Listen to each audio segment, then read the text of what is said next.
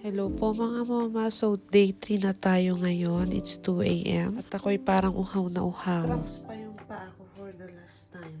Wala akong nagawa. So ito yung breakfast natin. May sisone.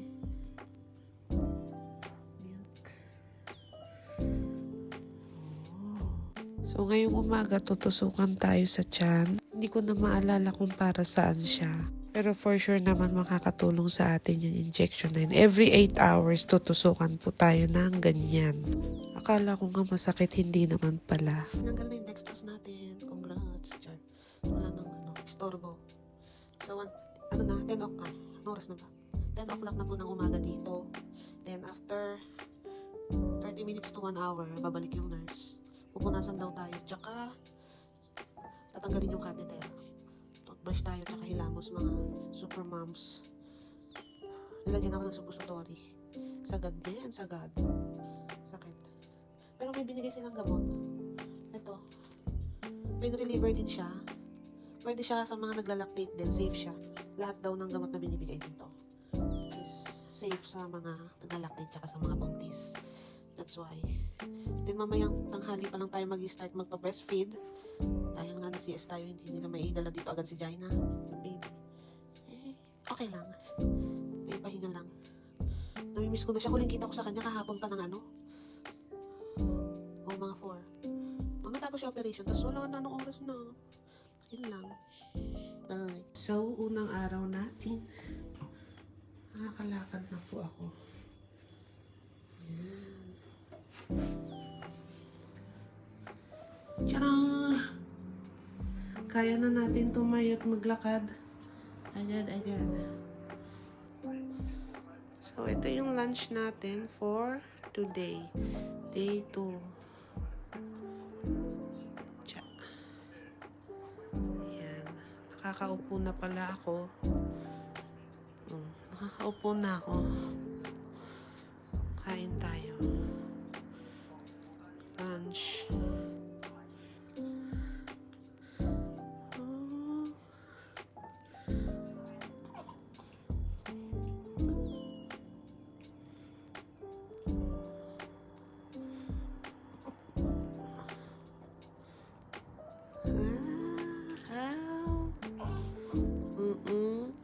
Ano, baby? At ayun nga, medyo nakakalakad-lakad na ako konti. Ang sarap ng dinner natin, guys. Mga mamshi.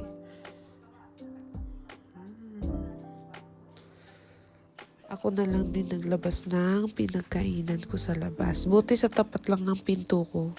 Naka-fast forward pa nga yan konti eh.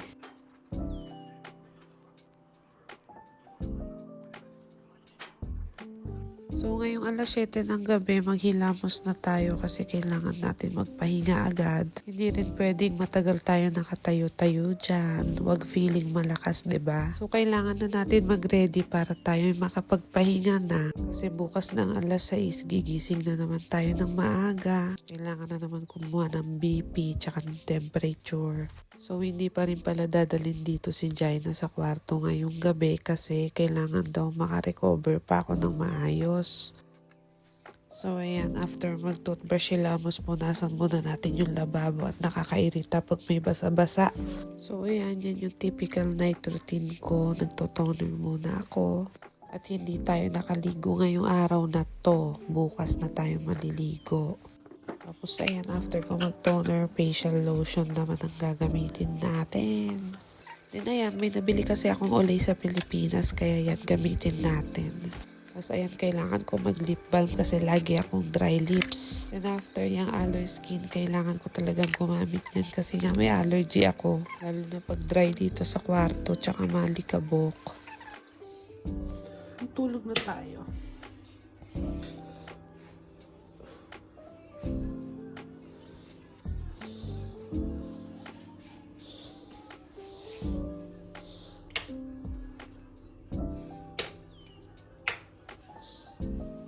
It's time na para matulog. Para bukas, magiging tayo.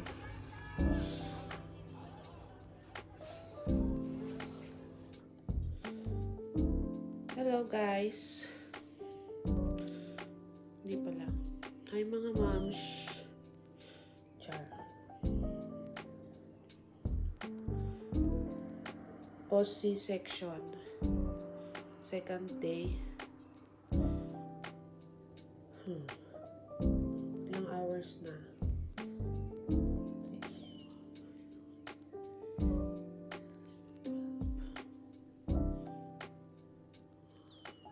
Oo, second day na. Ito yung pinakamasakit. Alas 12 na ng gabi. Ito yung pinakamasakit na pinakamasakit na feeling.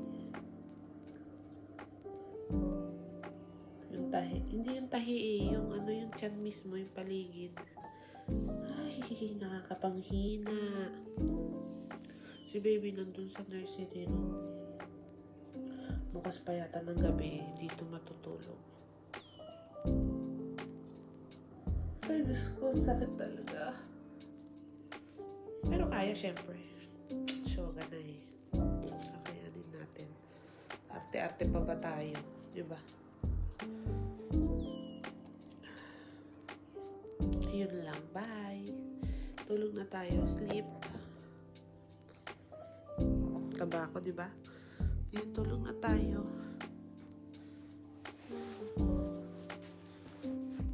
Balik tayo.